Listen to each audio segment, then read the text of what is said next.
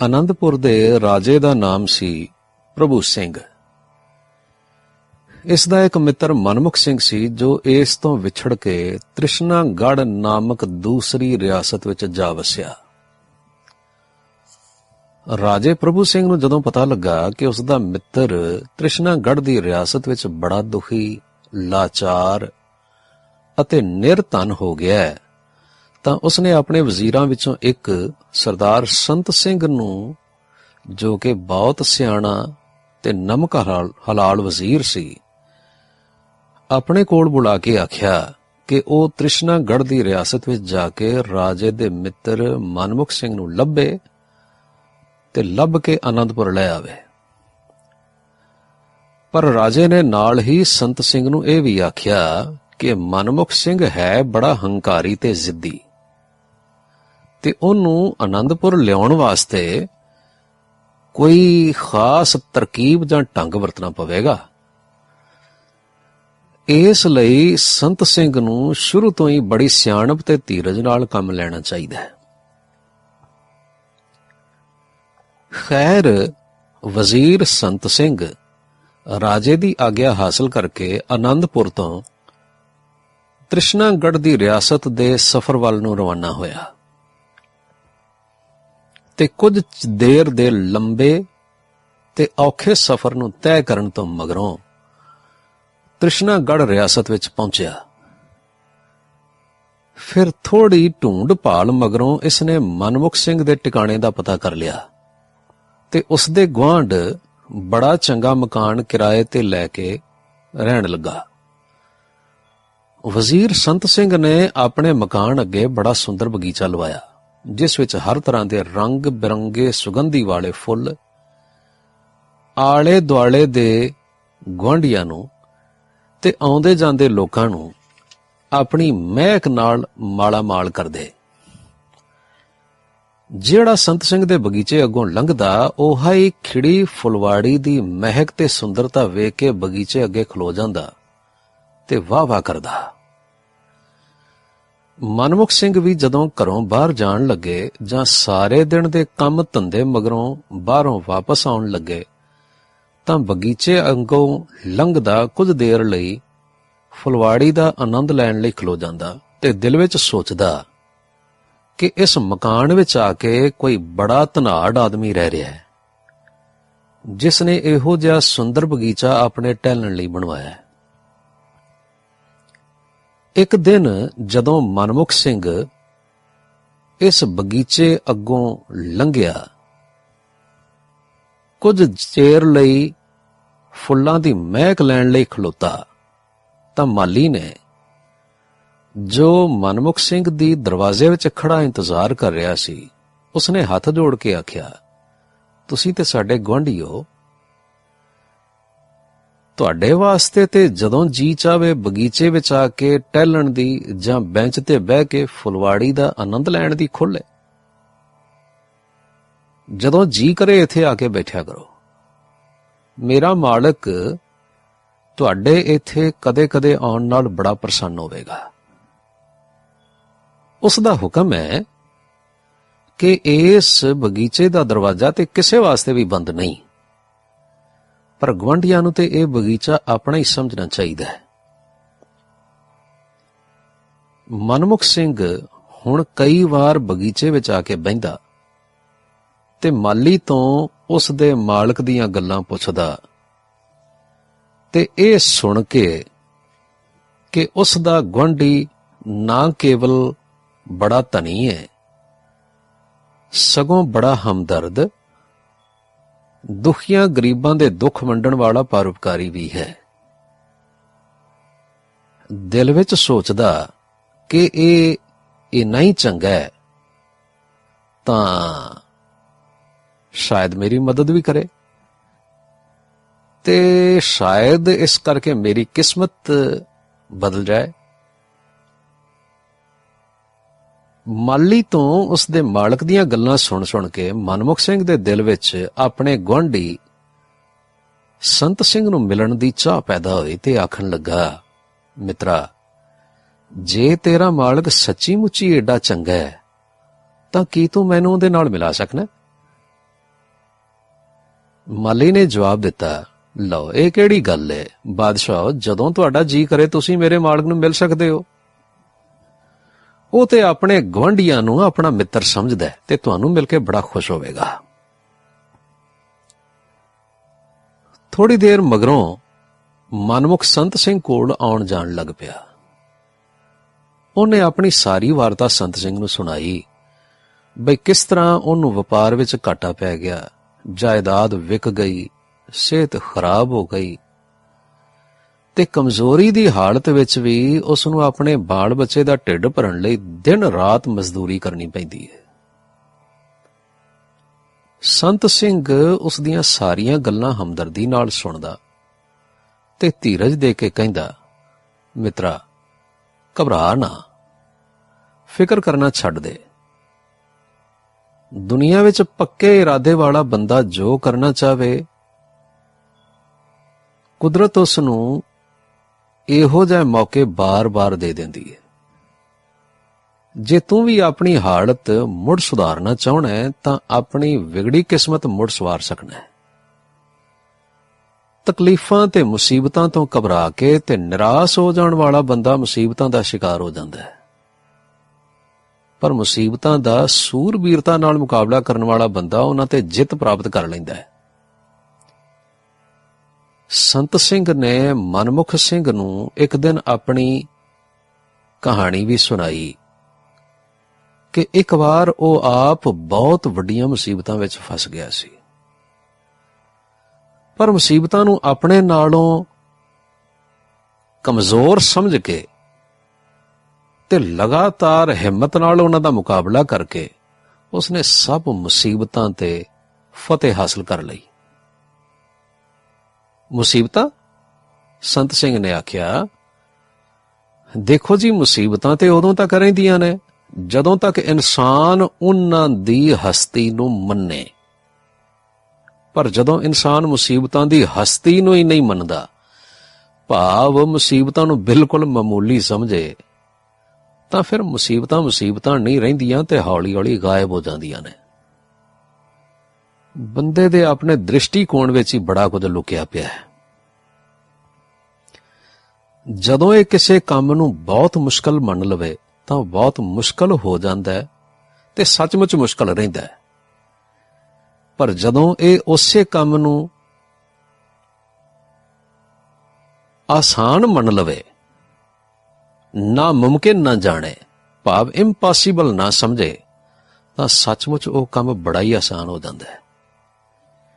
ਇਸ ਕਿਸਮ ਦੀਆਂ ਦਿਲ ਨੂੰ ਢਾਰਸ ਦੇਣ ਤੇ ਪੱਕਾ ਕਰਨ ਵਾਲੀਆਂ ਗੱਲਾਂ ਸੁਣ ਕੇ ਮਨਮੁਖ ਸਿੰਘ ਦੇ ਖਿਆਲਾਂ ਵਿੱਚ ਤਬਦੀਲੀ ਆਉਣੀ ਸ਼ੁਰੂ ਹੋ ਗਈ ਤੇ ਉਸ ਨੂੰ ਇਹ ਜਾਪਣ ਲੱਗ ਪਿਆ ਕਿ ਜੇ ਉਹ ਵੀ ਚਾਹਵੇ ਤਾਂ ਸੰਤ ਸਿੰਘ ਵਾਂਗ ਆਪਣੀਆਂ ਮੁਸੀਬਤਾਂ ਤੇ ਕਾਬੂ ਪਾ ਸਕਦਾ ਹੈ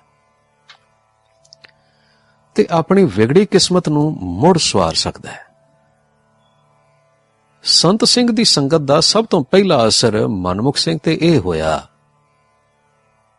ਕਿ ਉਹ ਆਪਣੀਆਂ ਮੁਸੀਬਤਾਂ ਨੂੰ ਹੁਣ ਪਹਿਲਾਂ ਵਾਂਗ ਅਜਿੱਤ ਨਹੀਂ ਸੀ ਸਮਝਦਾ, ਸਗੋਂ ਉਸ ਦੇ ਦਿਲ ਵਿੱਚ ਆਪਣੇ ਪੈਰਾਂ ਤੇ ਖੜੇ ਹੋਣ ਦਾ ਉਤਸ਼ਾਹ ਪੈਦਾ ਹੋਇਆ ਤੇ ਆਪਣੇ ਚੰਗੇ ਦਿਨਾਂ ਦਾ ਪਰਛਾਵਾਂ ਉਸ ਦੀਆਂ ਅੱਖਾਂ ਅੱਗੇ ਫਿਰਨ ਲੱਗ ਪਿਆ। ਇੱਕ ਦਿਨ ਉਸਨੇ ਸੰਤ ਸਿੰਘ ਕੋਲ ਜਾ ਕੇ ਆਖਿਆ, ਮਿੱਤਰਾ, ਤੂੰ ਮੇਰੇ ਮਰਦੇ ਹੋਏ ਦਿਲ ਨੂੰ ਮੁੜ ਸੁਰਜੀਤ ਕਰ ਦਿੱਤਾ ਹੈ। ਮੇਰੇ ਢਹਿੰਦੇ ਹੋਏ ਦਿਲ ਨੂੰ ਤੂੰ ਬੜੀ ਢਾਰਸ ਦਿੱਤੀ ਹੈ ਤੇ ਸੱਚਮੁੱਚ ਹੁਣ ਮੈਂ ਵੀ ਬੜਾ ਤਗੜਾ ਹੋ ਗਿਆ। ਹੁਣ ਮੇਰਾ ਵੀ ਜੀ ਕਰਦਾ ਹੈ ਕਿ ਮੇਰੀ ਵੀ ਵਿਗੜੀ ਸੌਰ ਜਾਏ। ਮੈਂ ਤੇਰਾ ਬੜਾ ਧੰਨਵਾਦੀ ਹੋਵਾਂਗਾ ਜੇ ਤੂੰ ਇਸੇ ਤਰ੍ਹਾਂ ਮੇਰਾ ਹੌਸਲਾ ਬਣਾਈ ਰੱਖੇ ਤੇ ਮੈਨੂੰ ਅਸੀਸ ਦਿੰਦਾ ਰਵੇ। ਹੁਣ ਮੈਨੂੰ ਆਸ ਹੈ ਵੀ ਮੈਂ ਬਹੁਤ ਕੁਝ ਕਰ ਸਕਦਾ। ਇਸ ਤੋਂ ਕੁਝ ਦਿਨਾਂ ਬਾਅਦ ਹੀ ਮਨਮੁਖ ਸਿੰਘ ਦੇ ਸ਼ਾਹੂਕਾਰ ਨੇ, ਜਿਸ ਤੋਂ ਕਿਸੇ ਵੇਲੇ ਰੁਪਈਆ ਲੈ ਕੇ ਕਾਰੋਬਾਰ ਕਰਦਾ ਸੀ ਤੇ ਉਸ ਨੂੰ ਘਾਟਾ ਪੈਣ ਕਰਕੇ ਮਨਮੁਖ ਸਿੰਘ ਨੂੰ ਹੋਰ ਰੁਪਈਆ ਦੇਣੋਂ ਇਨਕਾਰ ਕਰ ਦਿੱਤਾ ਸੀ, ਉਸਨੇ ਮਨਮੁਖ ਸਿੰਘ ਨੂੰ ਬੁਲਾ ਭੇਜਿਆ ਤੇ ਆਖਿਆ, ਬਈ ਮੈਂ ਆਪਣਾ ਖਿਆਲ ਬਦਲ ਲਿਆ, ਹੁਣ ਮੈਂ ਤੈਨੂੰ ਫਿਰ ਕੰਮ ਵਾਸਤੇ ਪੈਸਾ ਦੇਣ ਲਈ ਤਿਆਰ ਹਾਂ। ਮਨਮੁਖ ਸਿੰਘ ਬੜਾ ਹੈਰਾਨ ਹੋਇਆ ਤੇ ਦਿਲ ਵਿੱਚ ਸੋਚਣ ਲੱਗਾ, ਬਈ ਇਸ ਸ਼ਾਹੂਕਾਰ ਨੂੰ ਕੀ ਹੋ ਗਿਆ, ਇਹ ਤਾਂ ਜਮਾ ਹੀ ਪੈਸੇ ਦਾ ਪੀਰ ਹੈ, ਪਰ ਇਹ ਮੈਨੂੰ ਆਪੇ ਬੁਲਾ ਕੇ ਪੈਸੇ ਦੇਣ ਵਾਸਤੇ ਕਹਿ ਰਿਹਾ। ਪਰ ਜਿਵੇਂ ਭੁੱਖੇ ਬੰਦੇ ਨੂੰ ਰੋਟੀ ਮਿਲਣ ਤੇ ਇਹ ਖਿਆਲ ਘੱਟ ਹੀ ਆਉਂਦਾ ਬਈ ਰੋਟੀ ਕਿੱਥੋਂ ਆਈ ਹੈ, ਕਿਵੇਂ ਬਣੀ ਹੈ, ਸਗੋਂ ਉਹ ਤੇ ਉਸ ਨੂੰ ਖਾਣ ਦੀ ਕਰਦਾ ਹੈ। ਇਸੇ ਤਰ੍ਹਾਂ ਮਨਮੁਖ ਸਿੰਘ ਨੇ ਸ਼ਾਹੂਕਾਰ ਨੂੰ ਪੁੱਛਿਆ, ਸ਼ਾਹ ਜੀ ਤੁਸੀਂ ਮੈਨੂੰ ਕਿੰਨਾ ਪੈਸਾ ਦੇ ਸਕਦੇ ਹੋ? ਉਹ ਭਲਿਆ ਮਾਨਸਾ, ਜਿੰਨਾ ਤੇਰਾ ਜੀ ਕਰੇ ਸਾਡੇ ਕੋਲ ਪੈਸਾ ਲੈ ਜਾ, ਤੇਰੇ ਵਰਗੇ ਬੰਦਿਆਂ ਵਾਸਤੇ ਅਸੀਂ ਕੋਈ ਪੈਸੇ ਦੀ ਲਿਮਿਟ ਥੋੜਾ ਲਾਈਏ। ਸ਼ਾਹੂਕਾਰ ਨੇ ਹੱਸ ਕੇ ਜਵਾਬ ਦਿੱਤਾ। ਇਹ ਸਾਰਾ ਕੁਝ ਸੁਣ ਕੇ ਭਾਵੇਂ ਮਨਮੁਖ ਸਿੰਘ ਹੈਰਾਨ ਤੇ ਬੜਾ ਹੋਇਆ, ਪਰ ਖੁਸ਼ ਵੀ ਬੜਾ ਹੋਇਆ। ਅਖੀਰ ਮਨਮੁਖ ਸਿੰਘ ਨੇ ਸ਼ਾਹੂਕਾਰ ਕੋਲੋਂ ਪੈਸਾ ਲੈ ਕੇ ਮੁੜ ਕਾਰੋਬਾਰ ਸ਼ੁਰੂ ਕੀਤਾ ਤੇ ਥੋੜੀ ਦੇਰ ਵਿੱਚ ਹੀ ਅਮੀਰ ਹੋ ਗਿਆ। ਹੁਣ ਉਸ ਦੇ ਘਰ ਵਿੱਚ ਮੁੜ ਦੌਲਤ ਸੀ, ਇੱਜ਼ਤ ਸੀ, ਖੁਸ਼ਹਾਲੀ ਸੀ। ਉਸਨੇ ਸ਼ਾਹੂਕਾਰ ਦਾ ਸਾਰਾ ਪੈਸਾ ਵਾਪਸ ਕਰ ਦਿੱਤਾ ਤੇ ਆਪਣਾ ਕਾਰੋਬਾਰ ਆਪਣੇ ਪੈਸੇ ਨਾਲ ਚਲਾਉਣ ਲੱਗਾ। ਇੱਕ ਦਿਨ ਮਨਮੁਖ ਸਿੰਘ ਨੇ ਸ਼ਾਹੂਕਾਰ ਕੋਲ ਜਾ ਕੇ ਆਖਿਆ, ਸ਼ਾਹ ਜੀ ਮੇਰੀ ਜ਼ਿੰਦਗੀ ਨੂੰ ਮੁੜ ਕੇ ਲੀਹ ਤੇ ਲੈ ਆਉਣ ਵਾਲੇ ਤੇ ਮੁੜ ਕੇ ਮੇਰੀ ਜ਼ਿੰਦਗੀ ਵਿੱਚ ਖੁਸ਼ੀਆਂ ਭਰਨ ਵਾਲੇ ਤੁਸੀਂ ਹੋ। ਜੇ ਤੁਸੀਂ ਪੈਸਾ ਨਾ ਦਿੰਦੇ ਤਾਂ ਕਿਸੇ ਵੀ ਤਰ੍ਹਾਂ ਮੈਂ ਮੁੜ ਕੇ ਕਾਰੋਬਾਰ, ਇੱਜ਼ਤ, ਦੌਲਤ, ਜਾਇਦਾਦ ਮੁੜ ਹਾਸਲ ਨਾ ਕਰ ਸਕਦਾ। ਮੈਂ ਤੁਹਾਨੂੰ ਇਸ ਪਰਉਪਕਾਰ ਲਈ ਬਹੁਤ ਮਹਾਨ ਸਮਝਣਾ ਤੇ ਮੈਂ ਮਨੋਂ ਤੁਹਾਡਾ ਧੰਨਵਾਦੀ ਹਾਂ ਤੇ ਮੇਰੀ ਸਾਰੀ ਖੁਸ਼ਹਾਲੀ ਦਾ ਸਭ ਤੋਂ ਵੱਡਾ ਕਾਰਨ ਤੁਸੀਂ ਹੋ। ਮੈਂ ਤੁਹਾਡੇ ਚਰਨਾਂ ਤੇ ਮੱਥਾ ਟੇਕਦਾ। ਸ਼ਾਹੂਕਾਰ ਨੇ ਮਨਮੁਖ ਸਿੰਘ ਦੀ ਗੱਲ ਨੂੰ ਕੱਟਦਿਆਂ ਹੋਇਆਂ ਜਵਾਬ ਦਿੱਤਾ, ਓਏ ਮਨਮੁਖ ਸਿੰਘ, ਉਹ ਤੈਨੂੰ ਇਹ ਭੁਲੇਖਾ ਹੈ ਬਈ ਮੈਂ ਰੁਪਈਆ ਦੇ ਕੇ ਤੇਰੀ ਮਦਦ ਕੀਤੀ ਹੈ। ਤੇਰੀ ਮਾਲੀ ਹਾਲਤ ਇੰਨੀ ਖਰਾਬ ਸੀ ਬਈ ਤੈਨੂੰ ਪੈਸਾ ਦੇਣਾ ਤੇ ਮੈਂ ਆਪਣਾ ਪੈਸਾ ਖਤਰੇ ਵਿੱਚ ਪਾਉਣਾ ਸਮਝਦਾ ਸਾਂ। ਇਹ ਸਾਰਾ ਕੁਝ ਜੋ ਕੁਛ ਮੈਂ ਕੀਤਾ ਤੇਰੇ ਗੁਆਂਢੀ ਸਰਦਾਰ ਸੰਤ ਸਿੰਘ ਦੀ ਪ੍ਰੇਰਣਾ ਨਾਲ ਕੀਤਾ ਹੈ। ਉਹ ਕਿਸੇ ਰਾਜੇ ਦਾ ਵਜ਼ੀਰ ਹੈ ਤੇ ਇਸ ਦੇਸ਼ ਵਿੱਚ ਉਹ ਕਿਸੇ ਖਾਸ ਕੰਮ ਲਈ ਆਇਆ ਹੈ। ਮੇਰੇ ਕੋਲ ਉਹਦੇ ਲੱਖਾਂ ਰੁਪਏ ਜਮ੍ਹਾਂ ਰਹਿੰਦੇ ਨੇ। ਉਹਨੇ ਤੇਰੀ ਗਾਰੰਟੀ ਦਿੱਤੀ ਸੀ ਤੇ ਆਖਿਆ ਸੀ ਬਈ ਜੇ ਮੇਰੇ ਮਿੱਤਰ ਮਨਮੁਖ ਸਿੰਘ ਨੂੰ ਘਾਟਾ ਪਿਆ ਤੇ ਉਹ ਪੈਸੇ ਵਾਪਸ ਨਾ ਕਰ ਸਕਿਆ ਤਾਂ ਉਸਦੇ ਪੈਸੇ ਮੈਂ ਦਿਆਂਗਾ। ਇਹ ਸਾਰਾ ਕੁਝ ਜੋ ਕੁਝ ਤੇਰੇ ਤੇ ਪਰਉਪਕਾਰ ਹੋਇਆ ਨਾ ਭੋਲਿਆ, ਇਹ ਉਸ ਸੰਤ ਸਿੰਘ ਦਾ ਜਿਹੜਾ ਤੇਰਾ ਗੁਆਂਢੀ ਹੈ ਤੇ ਤੈਨੂੰ ਉਸ ਦਾ ਧੰਨਵਾਦੀ ਹੋਣਾ ਚਾਹੀਦਾ ਹੈ। ਜਦੋਂ ਮਨਮੁਖ ਸਿੰਘ ਨੂੰ ਆਪਣੇ ਗੁਆਂਢੀ ਦੇ ਇਸ ਪਰਉਪਕਾਰ ਦਾ ਪਤਾ ਲੱਗਾ ਤਾਂ ਉਹ ਫੌਰਨ ਸਰਦਾਰ ਸੰਤ ਸਿੰਘ ਦੇ ਕੋਲ ਮਿਲਣ ਦੇ ਲਈ ਆਣ ਪਹੁੰਚਿਆ। ਅੱਗੇ ਸਰਦਾਰ ਸੰਤ ਸਿੰਘ ਜੀ ਆਪਣੇ ਬਗੀਚੇ ਵਿੱਚ ਬੈਠੇ ਸਿਤਾਰ ਵਜਾ ਕੇ ਬੜੇ ਪਿਆਰ ਨਾਲ ਗਾ ਰਹੇ ਸਨ। ਆਪਣੇ ਲੋਭ ਕਉ ਕੀਨੋ ਮੀਤ, ਸਗਲ ਮਨੋਰਥ ਮੁਕਤ ਪਦ ਦੀਤ, ਐਸਾ ਮੀਤ ਕਰੋ ਸਭ ਕੋਏ, ਜਾਤੇ ਬਿਰਥਾ कोई ना होए रहाओ। अपने स्वाए हृदय लै तारिया, दुख दर्द रोग सगल बिदारिया, रसना गिधी बोलत राम, पूर्ण होए सगले काम, अनेक बार नानक बलिहारा, सफल दर्शन गोबिंद हमारा। जदों सरदार संत सिंह ने ਇਹ ਅਰਸ਼ੀ ਸ਼ਬਦ ਗਾਉਣਾ ਬੰਦ ਕੀਤਾ ਤਾਂ ਮਨਮੁਖ ਸਿੰਘ ਨੇ ਹੱਥ ਜੋੜ ਕੇ ਆਖਿਆ, ਸਰਦਾਰ ਸਾਹਿਬ, ਮੈਨੂੰ ਸ਼ਾਹੂਕਾਰ ਨੇ ਸਾਰੀ ਗੱਲ ਦੱਸ ਦਿੱਤੀ ਹੈ। ਤੁਸੀਂ ਜਿਹੜਾ ਮੇਰੇ ਤੇ ਪਰਉਪਕਾਰ ਕੀਤਾ ਹੈ ਨਾ, ਤੇ ਮੇਰੀ ਵਿਗੜੀ ਸਵਾਰ ਦਿੱਤੀ ਹੈ। ਤੁਸਾਂ ਜਿਹੜੀ ਦੌਲਤ, ਇੱਜ਼ਤ ਤੇ ਸੁੱਖ ਮੈਨੂੰ ਮੁੜ ਕੇ ਦੇ ਦਿੱਤੇ ਨੇ, ਇਹ ਸਭ ਤੁਹਾਡੀ ਕਿਰਪਾ ਹੈ। ਹੁਣ ਤੁਸੀਂ ਕਿਰਪਾ ਕਰਕੇ ਮੈਨੂੰ ਇਹ ਦੱਸੋ, ਮੈਂ ਤੁਹਾਡੇ ਇਸ ਪਰ ਉਪਕਾਰ ਦਾ ਧੰਨਵਾਦ ਕਿਵੇਂ ਕਰਾਂ? ਮੈਂ ਤੁਹਾਡੀ ਕੀ ਸੇਵਾ ਕਰਾਂ? ਮੇਰਾ ਤਨ, ਮਨ, ਧਨ ਸਾਰਾ ਕੁਝ ਤੁਹਾਡੀ ਸੇਵਾ ਲਈ ਹਾਜ਼ਰ ਹੈ। ਸਰਦਾਰ ਸੰਤ ਸਿੰਘ ਨੇ ਮਨਮੁਖ ਸਿੰਘ ਨੂੰ ਸੱਚੇ ਦਿਲੋਂ ਸ਼ੁਕਰੀਆ ਕਰਦਿਆਂ ਵੇਖ ਕੇ ਆਖਿਆ, ਉਹ ਮਿੱਤਰਾ, ਮੈਂ ਤੇਰੇ ਨਾਲ ਕੋਈ ਪਰਉਪਕਾਰ ਨਹੀਂ ਕੀਤਾ।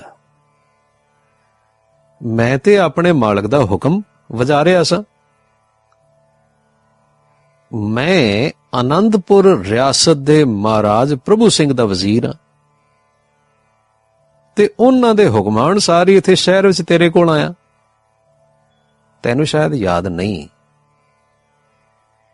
ਕਿ ਤੂੰ ਤੇ ਮਹਾਰਾਜ ਪ੍ਰਭੂ ਸਿੰਘ ਜੀ ਛੋਟੀ ਉਮਰ ਵਿੱਚ ਇਕੱਠੇ ਖੇਡਦੇ ਰਹੇ ਸੀ ਤੇ ਇੱਕ ਦੂਸਰੇ ਦੇ ਤੁਸੀਂ ਬੜੇ ਮਿੱਤਰ ਸੀ। ਪਰ ਤੂੰ ਅਜੇ ਛੋਟਾ ਜਿਹਾ ਹੀ ਸੈਂ ਜਦੋਂ ਤੇਰੇ ਪਿਤਾ ਜੀ ਆਨੰਦਪੁਰ ਦੀ ਰਿਆਸਤ ਨੂੰ ਛੱਡ ਕੇ ਤ੍ਰਿਸ਼ਨਾਗੜ੍ਹ ਦੀ ਰਿਆਸਤ ਵਿੱਚ ਆ ਕੇ ਇੱਥੇ ਰਹਿਣ ਲੱਗ ਪਏ। ਹਾਲਾਤ ਬਦਲ ਜਾਣ ਨਾਲ ਤੈਨੂੰ ਆਪਣੇ ਬਚਪਨ ਦਾ ਅਸਲੀ ਤੇ ਪਹਿਲਾ ਮਿੱਤਰ ਵੀ ਭੁੱਲ ਗਿਆ, ਪਰ ਉਸ ਪਿਆਰੇ ਮਿੱਤਰ ਨੇ ਤੈਨੂੰ ਕਦੇ ਨਹੀਂ ਭੁਲਾਇਆ। ਸਗੋਂ ਉਸਨੇ ਮੈਨੂੰ ਤੇਰੀ ਖੋਜ ਵਿੱਚ ਇੱਥੇ ਭੇਜਿਆ ਤਾਂ ਕਿ ਮੈਂ ਤੈਨੂੰ ਲੱਭ ਕੇ ਸੁਖੀ ਬਣਾਉਣ ਵਿੱਚ ਜੋ ਵੀ ਕਰ ਸਕਾਂ ਉਹ ਕਰਾਂ, ਤੇ ਅਖੀਰ ਤੈਨੂੰ ਆਪਣੇ ਨਾਲ ਮਹਾਰਾਜ ਪ੍ਰਭੂ ਸਿੰਘ ਜੀ ਦੇ ਕੋਲ ਆਨੰਦਪੁਰ ਲੈ ਚੱਲਾਂ। ਜਦੋਂ ਮੈਂ ਆ ਕੇ ਤੇਰੀ ਹਾਲਤ ਖਰਾਬ ਤੇ ਪਰਿਵਾਰ ਨੂੰ ਦੁਖੀ ਜੀਵਨ ਬਤੀਤ ਕਰਦਿਆਂ ਵੇਖਿਆ, ਤਾਂ ਉਸ ਵੇਲੇ ਮੈਂ ਤੈਨੂੰ ਆਨੰਦਪੁਰ ਜਾਣ ਵਾਸਤੇ ਇਸ ਲਈ ਨਹੀਂ ਸੀ ਆਖਿਆ ਕਿਉਂਕਿ ਤੂੰ ਆਪਣੇ ਪਰਿਵਾਰ ਨੂੰ ਦੁੱਖਾਂ ਜਾਂ ਤਕਲੀਫਾਂ ਵਿੱਚ ਛੱਡ ਕੇ ਸ਼ਾਇਦ ਮੇਰੇ ਨਾਲ ਚੱਲਣ ਲਈ ਤਿਆਰ ਨਾ ਹੁੰਦਾ। ਇਸ ਲਈ ਮੈਂ ਤੇਰੀ ਜ਼ਮਾਨਤ ਦਿੱਤੀ, ਮੈਂ ਤੇਰੀ ਗਾਰੰਟੀ ਦਿੱਤੀ। ਹੁਣ ਤੇਰੇ ਕਾਰੋਬਾਰ ਦੀ ਤਰੱਕੀ ਹੋ ਗਈ, ਤੇਰੀ ਦੁਨਿਆਵੀ ਜ਼ਿੰਦਗੀ ਸੁਖੀ ਹੋ ਗਈ।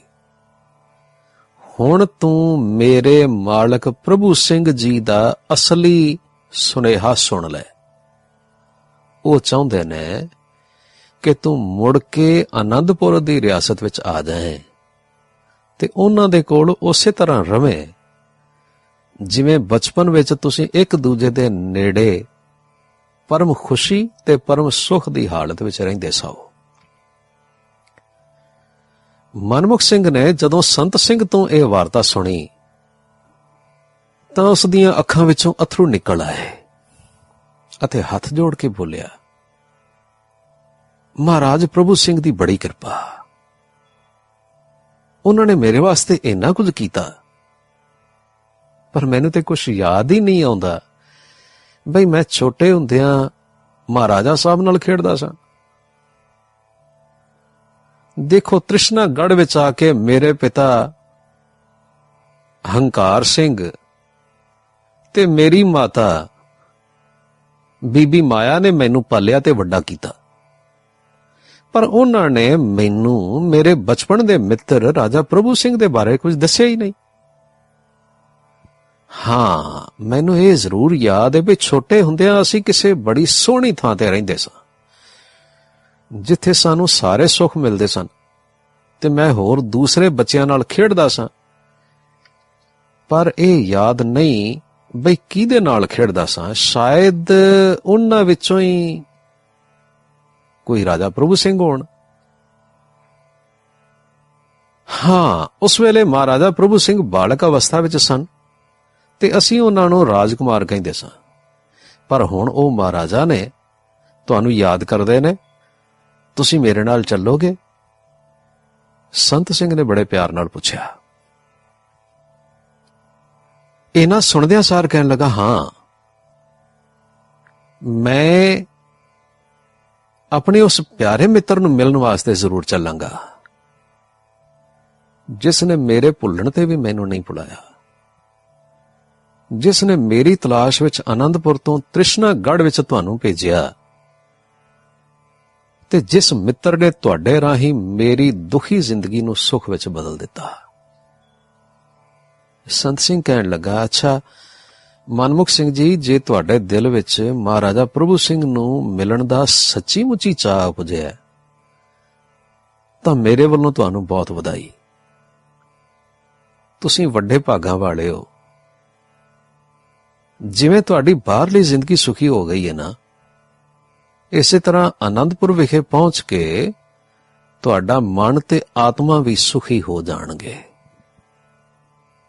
ਤੁਸੀਂ ਮਹਾਰਾਜ ਪ੍ਰਭੂ ਸਿੰਘ ਦੇ ਮਿੱਤਰ ਦੀ ਹੈਸੀਅਤ ਵਿੱਚ ਉਹਨਾਂ ਦੀ ਸਾਰੀ ਰਿਆਸਤ ਤੇ ਰਾਜ ਕਰੋਗੇ।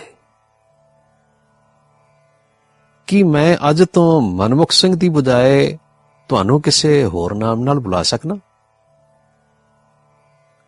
ਮਨਮੁਖ ਸਿੰਘ ਕਹਿਣ ਲੱਗਾ, ਸਰਦਾਰ ਸੰਤ ਸਿੰਘ ਜੀ, ਤੁਸੀਂ ਮੇਰਾ ਹੋਰ ਕੀ ਨਾਂ ਰੱਖਣਾ ਚਾਹੁੰਦੇ ਜੇ?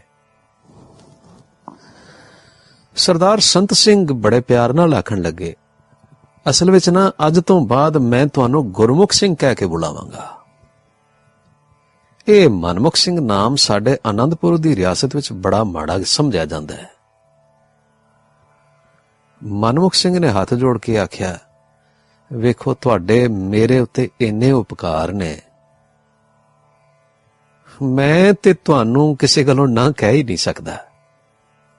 ਨਾਲੇ ਮੈਂ ਤੇ ਹੋਇਆ ਹੀ ਤੁਹਾਡਾ ਗੁਲਾਮ। ਜੋ ਤੁਹਾਡਾ ਜੀ ਕਰੇ ਮੈਨੂੰ ਉਹ ਬੁਲਾ ਲਓ, ਮੈਨੂੰ ਮਨਜ਼ੂਰ ਹੈ। ਸੰਤ ਸਿੰਘ ਹੋਰੀ ਹੱਸ ਪਏ ਤੇ ਬੜੇ ਪਿਆਰ ਨਾਲ ਕਹਿਣ ਲੱਗੇ, ਅੱਛਾ ਫਿਰ ਗੁਰਮੁਖ ਸਿੰਘ ਜੀ, ਫਿਰ ਤੁਸੀਂ ਆਨੰਦਪੁਰ ਚੱਲਣ ਦੀ ਤਿਆਰੀ ਕਰੋ। ਜਦੋਂ ਤੁਹਾਡੀ ਤਿਆਰੀ ਪੂਰੀ ਹੋ ਗਈ ਮੈਂ ਤੁਹਾਨੂੰ ਉੱਥੇ ਲੈ ਚੱਲਾਂਗਾ। ਪਰ ਚੇਤੇ ਰੱਖੋ, ਆਨੰਦਪੁਰ ਦੀ ਰਿਆਸਤ ਤ੍ਰਿਸ਼ਨਾਗੜ੍ਹ ਦੀ ਰਿਆਸਤ ਨਾਲੋਂ ਬਹੁਤ ਉੱਚੀ ਤੇ ਪਹਾੜਾਂ ਵਿੱਚ ਹੈ। ਬੜੀ ਚੜ੍ਹਾਈ ਚੜ੍ਹਨੀ ਪਵੇਗੀ। ਕਈ ਸੰਘਣੇ ਜੰਗਲ ਤੇ ਉਹਨਾਂ ਵਿੱਚ ਰਹਿਣ ਵਾਲੇ ਮਾਰ ਖਾਣੇ ਜਾਨਵਰ ਮਿਲਣਗੇ। ਕਿੰਨੇ ਸਾਰੇ ਨਦੀ ਤੇ ਨਾਲੇ ਲੰਘਣੇ ਪੈਣੇ ਨੇ। ਇਹ ਸਫ਼ਰ ਬੜਾ ਔਖਾ ਹੈ। ਇਸ ਲਈ ਇਸ ਸਫ਼ਰ ਦੀ ਪੂਰੀ ਤਿਆਰੀ ਕਰਕੇ ਚੱਲਣਾ ਚਾਹੀਦਾ ਹੈ। ਹਾਂ, ਪਰ ਘਬਰਾਉਣ ਦੀ ਲੋੜ ਨਹੀਂ। ਮੈਂ ਕਈ ਵਾਰ ਇਸ ਰਸਤੇ ਥਾਣੀ ਆਇਆ ਗਿਆ, ਤੁਹਾਡੇ ਨਾਲ ਚੱਲਾਂਗਾ, ਇਸ ਲਈ ਤੁਹਾਡੀ ਚਿੰਤਾ ਵਾਲੀ ਕੋਈ ਗੱਲ ਨਹੀਂ। ਜਦੋਂ ਤੁਹਾਡੀ ਤਿਆਰੀ ਪੂਰੀ ਹੋ ਜਾਏ ਮੈਨੂੰ ਦੱਸ ਦਿਆ ਜੇ, ਆਪਾਂ ਦੋਵੇਂ ਜਣੇ ਆਨੰਦਪੁਰ ਦਾ ਸਫ਼ਰ ਸ਼ੁਰੂ ਕਰ ਦਿਆਂਗੇ।